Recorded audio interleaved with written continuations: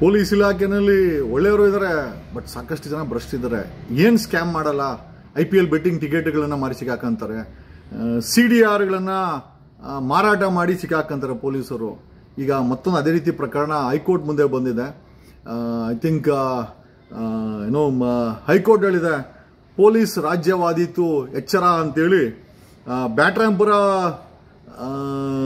Police sub inspector MA ವಿಜಯ ಅವರು ಅನಧಿಕೃತವಾಗಿ ಒಬ್ಬ ಮಹಿಳೆಯ CDR ಅನ್ನು ತಗೊಂಡಂಥ ವಿಚಾರದಲ್ಲಿ ಅವ್ರ ಮೇಲೆ FIR ಆಗಿತ್ತು. ಆ ವಿಚಾರದಲ್ಲಿ as per supreme court guidelines only investigation officer ಅದು ಕೋರ್ಟ್ ಪರ್ಮಿಷನ್ ತಗೊಂಡು ಆ ಮಾನದಂಡಗಳನ್ನು ಮೇಂಟೈನ್ ಮಾಡ್ಕೊಂಡು CDR ತಗೊಳ್ಬೇಕೇ ಹೊರತು ಹೆಂಗಾಗ್ಬಿಟ್ಟಿದೆ ಅಂತಂದ್ರೆ ಪೊಲೀಸ್ ಇಲಾಖೆನಲ್ಲಿ CDR ತೆಗೆಯೋದು ಕಳ್ಳೆಪುರಿ ತಿಂದಷ್ಟೇ ಪಾನಿಪುರಿ ತಿಂದಷ್ಟೇ ಈಸಿ ಆಗಿಬಿಟ್ಟಿದೆ.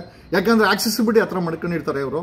ಆಮೇಲೆ ಎಷ್ಟೋ ಪ್ರಕರಣಗಳಲ್ಲಿ ನಿಮಗೆ ಗೊತ್ತಿಲ್ವಾ, CDನಲ್ಲಿ ಯಾರೋ ಒಬ್ಬ PC ಸಿಕ್ಕಾಕೊಂಡಿದ್ದ ಗೊತ್ತಿಲ್ಲ, ದೊಡ್ಡ ಮಟ್ಟದಲ್ಲೂ ಇವರೆಲ್ಲ ಇದೆ, ಬಟ್ ಆದರೂ ತಗಲಾಕೊಂಡಿದ್ದು PC CDRಗಳನ್ನು. ಆಮೇಲೆ ಇನ್ನೊಂದು ಎಲ್ಲದಕ್ಕಿಂತ ಹೆಚ್ಚಾಗಿ ಸಾಮಾನ್ಯವಾಗಿ ಕಾಣಿಸೋದೇನೋ ಅಂತಂದ್ರೆ ಯಾವುದಾದ್ರೂ ಒಂದು FIR ಆಯಿತು ಅಂತಂದ್ರೆ ಅವನ ಹತ್ರ ಮೊಬೈಲ್ಗಳನ್ನ ಕಿತ್ಕೊಂಡ್ಬಿಡ್ತಾರೆ.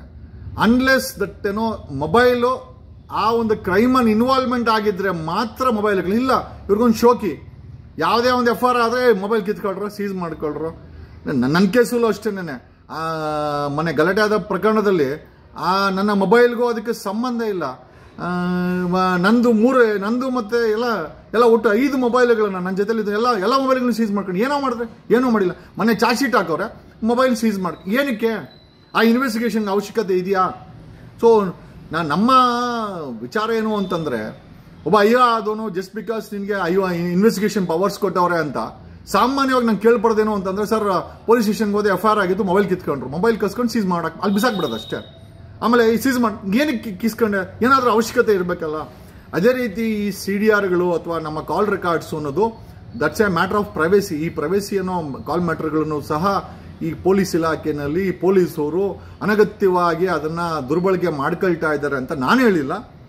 ಹೈಕೋರ್ಟ್ ಈ ಪ್ರಕರಣದಲ್ಲಿ PSI MI ವಿಜಯ್ ಅವರ ಪ್ರಕರಣದಲ್ಲಿ ಹೇಳಿದೆ, ಒಂದು ಕಾಪಿನ ಹಾಕಿದ್ದೀನಿ. ಜಸ್ಟ್ ಬಿಕಾಸ್ ನೀವು ಪೊಲೀಸರು ನೀವು ಏನು ಬೇಕಾದ್ರೆ ಆಟ ಆಡಬಹುದು, ಇನ್ವೆಸ್ಟಿಗೇಷನ್ ಅನ್ನೋ ಹೆಸರಲ್ಲಿ ಅದನ್ನು ಮೋಸ್ಟ್ಲಿ ಅದನ್ನು ತಡೆಗಟ್ಟಕ್ಕೆ ಇಂಥದ್ದೆಲ್ಲ ಆದೇಶಗಳನ್ನು ಆಗಾಗ ಹೈಕೋರ್ಟ್ ಕೋರ್ಟ್ಗಳು ಕೊಡ್ತಾ ಇರುತ್ತೆ. ಇದನ್ನು ಪಾಲನೆ ಮಾಡೋದು ತುಂಬ ಇಂಪಾರ್ಟೆಂಟು. ಪೊಲೀಸ್ ಏನೋ ಪಬ್ಲಿಕ್ ಫ್ರೆಂಡ್ಲಿ ಪೊಲೀಸ್ ಇರಬೇಕೇ ಹೊರತು ಮಾಫಿಯಾಗಳ ರೀತಿ ಪೊಲೀಸರು ವರ್ತನೆ ಮಾಡಬಾರ್ದು. ನೀನು ಜಸ್ಟ್ ಬಿಕಾಸ್ ಇನ್ವೆಸ್ಟಿಗೇಷನ್ ಆಫೀಸರ್ ಒಂದೇ ಒಂದು ಕಾರಣಕ್ಕೆ ಉಚ್ಚಾಟನ ಮಾಡಿದಾಗ ಈ ರೀತಿ ಧಿಕ್ಕಾರವಾದಂಥ ಜಜ್ಮೆಂಟ್ಗಳನ್ನು ಅಥವಾ ಹೈಕೋರ್ಟ್ಗಳು ದಂಡನೀಯವಾದಂಥ ಆದೇಶಗಳನ್ನು ಪೊಲೀಸ್ ಇಲಾಖೆ ಮಾಡಿದ್ದು ನಾಚಿಕೆಗೇಡಿನ ಸಂಗತಿ. ಇವ್ರು ಏನೂ ಬಿಡಲ್ಲ.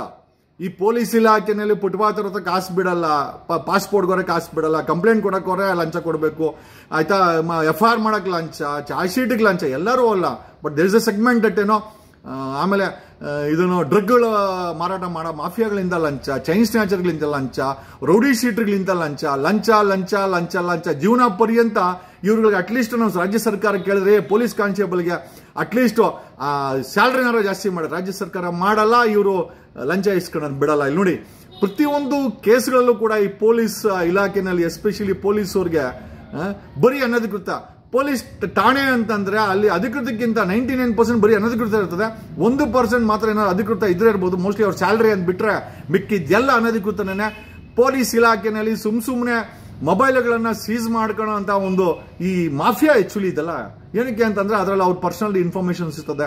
ಎಷ್ಟೋ ಜನಕ್ಕೆ ಮೊಬೈಲ್ ಸೀಸ್ ಮಾಡ್ಕೊಂಡಾಗ ಪಾಸ್ವರ್ಡ್ ಇವರೇ ಕೆಲವು ಓಪನ್ ಮಾಡ್ಕೊಂಡು ಅಲ್ಲಿರೋ ಪ್ರೈವೇಟ್ ಡಾಟಾಗಳನ್ನೆಲ್ಲ ಎತ್ಕೊಂಡ್ಬಿಡ್ತಾರೆ. ಅವ್ರ ಹೆಂಡತಿ ಜೊತೆ ಫೋಟೋನೋ, ಗರ್ಲ್ ಫ್ರೆಂಡ್ ಜೊತೆ ಫೋಟೋನೋ, ಮತ್ತೊಂದು ಫೋಟೋನೋ, ಯಾವುದೋ ಅವ್ರವ್ರ ಪ್ರೈವೇಸಿಗಳು ಇರ್ತದೆ ಅಲ್ಲ, ಅವ್ರ ಬೆಡ್ರೂಮ್ ಫೋಟೋಗಳನ್ನು ಏನೋ ಒಂದು ಇರ್ತದೆ, ಅವ್ರ ಮೊಬೈಲಲ್ಲಿ ಏನೋ ಒಂದು ಇರ್ತದೆ, ಅದನ್ನೇ ಇವ್ರು ಕೈಸ್ಕೊಂಡು ಅದನ್ನೇ ಇವರು ದುರ್ಬಳಕೆಗಳು ಮಾಡ್ಕೊಳ್ತಾರೆ. ಆಮೇಲೆ ಅವಶ್ಯಕತೆ ಇದ್ರೆ ಮಾತ್ರ ಮೊಬೈಲ್ ಫೋನ್ಗಳನ್ನ ಇದನ್ನು ಸೀಸ್ ಮಾಡ್ಕೊಳ್ಬೇಕು. ಅಕಸ್ಮಾತ್ ಅದ್ರಲ್ಲಿ ಏನೋ ಧಮಕಿ ಹಾಕಿದ್ರೇನೋ ಅಥವಾ ಅದ್ರಲ್ಲಿ ಏನಾದರೂ ವಿಡಿಯೋಗಳನ್ನ ಮಾಡಿದ್ರೇನೋ ಅದು ಅನಧಿಕೃತವಾಗಿ, ಆವಾಗ ಮಾತ್ರ ಆ ಮೊಬೈಲ್ ಫೋನ್ಗಳ ಅವಶ್ಯಕತೆ ಇರುತ್ತೆ. ಅದರ್ವೈಸ್ ಮೊಬೈಲ್ ಫೋನ್ಗಳನ್ನ ಮಾಫಿಯಾಗಳ ರೀತಿ ಸೀಸ್ ಮಾಡೋ ಈ ಪೊಲೀಸ್ ವಿಚಾರಕ್ಕೆ ರಾಜ್ಯ ಸರ್ಕಾರ ಒಂದಷ್ಟು ಆದೇಶಗಳನ್ನು ಮಾಡಬೇಕು.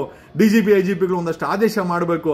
ಆಮೇಲೆ ಸಾರ್ವಜನಿಕರು ಅಕ್ಯೂಸ್ಡ್ಗಳು ಫೋನ್ಗಳನ್ನ CDRಗಳನ್ನ ಈ ಮಟ್ಟಕ್ಕೆ ದುರ್ಬಳಕೆ ಮಾಡ್ಕೊಂತ ಇರೋದನ್ನ ಹೈಕೋರ್ಟ್ ಎಚ್ಚರ ಮಾಡಿದೆ. ಏನು ಪೊಲೀಸ್ ಸ್ಟೇಟ್ ಮಾಡ್ಬೇಕಂತಿದ್ದೀರಾ ಅಂತ. ಹಾಗಾಗಿ ಈ ಪೊಲೀಸ್ ಅನ್ನೋದು ರಕ್ಷಣೆಗೆ ಇರಬೇಕೇ ಹೊರತು ಮಾಫಿಯಾಗಳಾಗಬಾರ್ದು. ಅದು ಎಸ್ಪೆಷಲಿ ಕರ್ನಾಟಕದಲ್ಲಿ ಇದನ್ನ ಖಂಡಿತವಾಗಿ ದೊಡ್ಡ ಮಟ್ಟದಲ್ಲಿ ನಾವು ವಿರೋಧ ಮಾಡ್ತೀವಿ. ಪೊಲೀಸ್ ಇಲಾಖೆಯಲ್ಲಿರುವಂಥ ಭ್ರಷ್ಟಾಚಾರ ಆಗಿರ್ಬೋದು ಅಥವಾ ಸಿಡಿಯ ಪ್ರಕರಣಗಳಾಗಿರ್ಬೋದು, ಇವ್ರು ಮಾಡೋವಂಥ ದಂಧೆಗಳಾಗಿರ್ಬೋದು, ಕಳ್ಳರನ್ನ ಬಿಟ್ಟು ಇವರೇ ಕಳ್ತನ ಮಾಡಿಸೋದಾಗಿರ್ಬೋದು, ಬರೋ ಎಲ್ಲದಕ್ಕೂ ಲಂಚ ಕೇಳೋದಾಗಿರ್ಬೋದು. ಆಮೇಲೆ ಇವ್ರಿಗೆ ನಿಜವಾಗ್ಲೂ ಯೋಗ್ಯತೆ ಇದ್ದರೆ ರಾಜ್ಯ ಸರ್ಕಾರ ಇವ್ರ ಸ್ಯಾಲ್ರಿಗಳನ್ನ ಜಾಸ್ತಿ ಮಾಡಿ ಲಂಚವನ್ನು ಕಡಿಮೆ ಮಾಡ್ಬೋದು. ಬಟ್ ಬಂದಂಥ ಯಾವುದೇ ರಾಜ್ಯ ಸರ್ಕಾರಗಳಾಗಿರ್ಬೋದು, ಕಾಂಗ್ರೆಸ್ BJP ಅವ್ರಿಗೆ ಯಾರು ಮಾಡಲ್ಲ. ಕಾರಣ ಯಾಕೆ ಅಂತಂದ್ರೆ ಇವ್ರು ಕಡಿಮೆ ಸಂಬಳ ಇದ್ರೆ ಅಟ್ಲೀಸ್ಟ್ ಒಂದಷ್ಟು ಲಂಚ ಇಸ್ಕೊಂಬಂದು ನಮಗೂ ಕೊಡ್ತಾರೆ, ಇವರು ತಿಂತಾರೆ ಅಂತ ರಾಜ್ಯ ಸರ್ಕಾರ. ಹಂಗಾಗಿ ಸಿದ್ದರಾಮಯ್ಯನವ್ರ ಸರ್ಕಾರ ಸಹ ಈ ಪೊಲೀಸ್ ಇಲಾಖೆನಲ್ಲಿ ಕಾನ್ಸ್ಟೇಬಲ್ಗೆ ಸ್ಯಾಲ್ರಿ ಜಾಸ್ತಿ ಮಾಡಿಲ್ಲ. ಬಟ್ ನೋಡಿ, ಈಗ ಸ್ಯಾಲ್ರಿ ಜಾಸ್ತಿ ಮಾಡಿಲ್ಲ CDR ಮಾರು, ಸ್ಯಾಲ್ರಿ ಜಾಸ್ತಿ ಮಾಡಿಲ್ಲ IPL ಟಿಕೆಟ್ಗಳು ಮಾಫಿಯಾ ಮಾಡು, ಸ್ಯಾಲ್ರಿ ಜಾಸ್ತಿ ಮಾಡಿಲ್ಲ ಕಳ್ತನ ಬಿಟ್ಟು ನಿನ್ನೆ ಕಳ್ತನ ಮಾಡಿಸಿ ಆ ಕಳ್ತನದಲ್ಲಿ ಭಾಗ ತಗೋ, ಸ್ಯಾಲ್ರಿ ಜಾಸ್ತಿ ಮಾಡಿಲ್ಲ ಚಿನ್ನ ರಿಕವರಿ ಮಾಡೋ ಹೆಸರಲ್ಲಿ ಸೇಟುಗಳ ಹತ್ರ ಒಂದಷ್ಟು ಕಿತ್ಕೊಂಬಂದು ಅದನ್ನ ಮಾರ್ಕೋ. ಬರೀ ಇದನ್ನೇ ಈ ಇಲಾಖೆಯಲ್ಲಿ ನಡೀತಾ ಇರೋದು. ಮೋಸ್ಟ್ 90% ಒಬ್ಬ ಇನ್ಸ್ಪೆಕ್ಟರ್ಗಳು ಒಂದು 500 ಕೋಟಿ 1000 ಕೋಟಿಗೆ ಅವರೇ. ಆ ಮಟ್ಟಕ್ಕೆ ದಂಧೆ ಮಾಡ್ಕೊಂಡು ಇವರು ಕ್ಲಬ್ಗಳನ್ನ, ಹೋಟ್ಲ್ಗಳನ್ನ, ಇಸ್ಪಿಟ್ ಕ್ಲಬ್ಗಳನ್ನ, ಓಕೆ, ಎಷ್ಟೋ ಜನ ಹೆಣ್ಮಕ್ಳು ಕರ್ಕೊಂಬಂದು ದಂಧೆ ಮಾಡ್ತಾ ಇದ್ದಾರೆ. ಡಿಪಾರ್ಟ್ಮೆಂಟಲ್ಲೂ ಕೂಡ ಒಂದಷ್ಟು ಇನ್ಫಾರ್ಮೇಶನ್ ಇದೆ. ಬಟ್ ಇದೆಲ್ಲ ನಿಲ್ಲಬೇಕು. ಖಂಡಿತವಾಗಿ 2028ಕ್ಕೆ ಒಂದು ರಾಜಕೀಯ ಬದಲಾವಣೆ ಪರ್ವ ಆಗುತ್ತೆ. ನನ್ನಂತವನೇನಾದರೂ ಹೋಮ್ ಮಿನಿಸ್ಟರ್ CM ಆದರೆ ಖಂಡಿತವಾಗಿ ರಾಜ್ಯಕ್ಕೆ ಜನಗಳಿಗೆ ಧ್ವನಿಯನ್ನ ಕೊಡ್ತೀವಿ. ಜನರ ಪರವಾಗಿ ಕೆಲಸ ಮಾಡುವಂತ ಪೊಲೀಸ್ ಇಲಾಖೆನ ಮಾರ್ಪಾಡು ಮಾಡ್ತೀವಿ ಅಂತ ಹೇಳ್ತಾ, ಇಲ್ಲಿ ಬರೋರು ನೀವು ಓಟ್ ಹಾಕೋರು ಆ ರಾಮಯ್ಯ ಆಗ್ಬೋದು, ಈ ರಾಮಯ್ಯ ಆಗ್ಬೋದು, ಆ ಕುಮಾರ ಆಗ್ಬೋದು, ಈ ಕುಮಾರ ಆಗ್ಬೋದು, ಅವ್ರ ಆಸ್ತಿಗಳನ್ನ ಅವ್ರ ಇಂಟ್ರೆಸ್ಟ್ ಪ್ರೊಟೆಕ್ಟ್ ಮಾಡ್ಕೊಳಕ್ಕೆ ರಾಜಕೀಯ ಮಾಡ್ತಾ ಇದಾರೆ ಹೊರತು 6 ಕೋಟಿ ಕನ್ನಡಿಗರ ಇಂಟ್ರೆಸ್ಟ್ ಯಾವನು ಮಾಡ್ತಾ ಇಲ್ಲ. ಮುಂದೊಂದು ದಿನ 2028ಕ್ಕೆ ನಿಮ್ಮೆಲ್ಲರಿಗೂ ಚಾನ್ಸಸ್ ಇದೆ. ನೋಡಿ, ಮುಂದೆ ನಮ್ಮಂತ ಜನಗಳನ್ನೂ ಕೂಡ ಮನಸ್ಸಲ್ಲಿ ಇಟ್ಕೊಳ್ಳಿ. ರಾಜಕೀಯವಾಗಿ ಬದಲಾವಣೆ ಮಾಡಬೇಕು ಅಂದ್ರೆ ಖಂಡಿತವಾಗಿ ಮುನ್ನುಗ್ಗಿ ನಾವು ಮಾಡ್ತೀವಿ ಅಂತ ಹೇಳುತ್ತಾ, ಪೊಲೀಸ್ ಇಲಾಖೆಯಲ್ಲಿ ಒಂದು ದೊಡ್ಡ